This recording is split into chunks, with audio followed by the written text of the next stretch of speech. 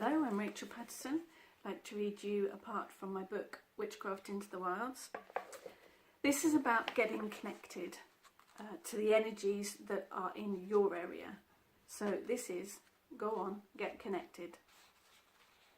I firmly believe that to be really connected to the earth and all the elements, you need to be able to reach out and find the sparks and lines of energy that surround us, whether it is to discover what magical property a plant or a tree can lend to us, or in discovering ancient ancestors and spirits as part of the landscape.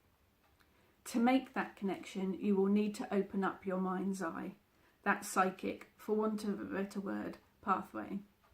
You don't need to be skilled or trained psychic, but you do have to know how to open up and allow yourself to connect with outside energies.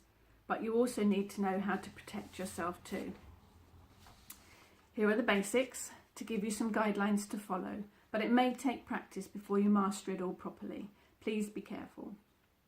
There is energy in every living thing, whether it's a flower, a crystal, a person or a building. You can draw upon energy from the elements such as the earth or the air around you and direct it for healing or spell work.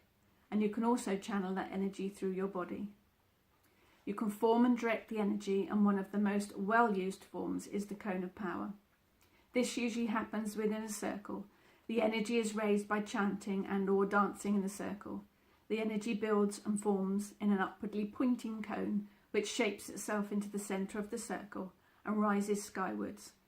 Once the cone's ready and it's felt no more energy can be added, it can be released and sent to its destination.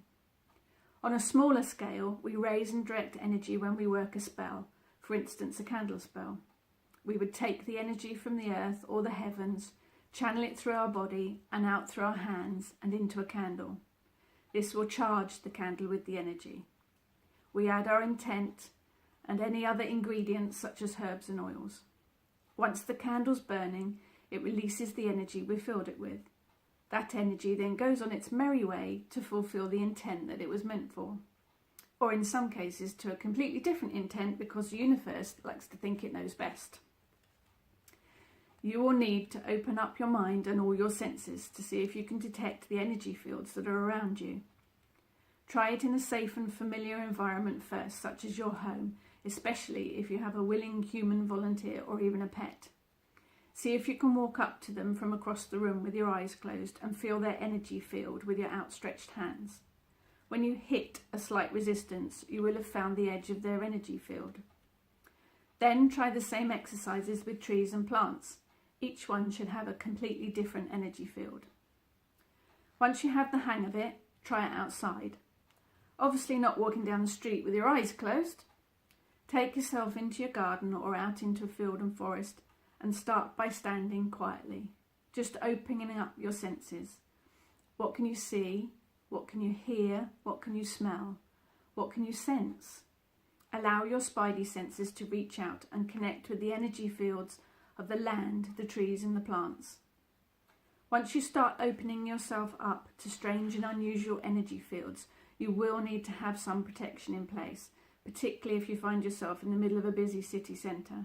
Having all your senses set to receptive while surrounded by busy shoppers can be very, very unpleasant. You may also find, if you're particularly sensitive, that the spirit world will find you interesting too, and there are some places, especially ancient ones, that have quite nasty histories or events that have echoes of energy, and you really don't want to pick up on those. Remember, you are always in control, and if you find yourself being overwhelmed by spirit, then just literally tell them to shove off and not come back. If you are bombarded with energy from too many things or people all at once, remember, you are in control. Bring up your psychic shield to keep them out. It might be a bubble shield or a vision of mirrors around you. Just make sure that you're protected so that you can deflect any of those energies. But it really is worthwhile connecting with the energy of wherever you are. It can be really interesting, but it will also make you feel so much more connected.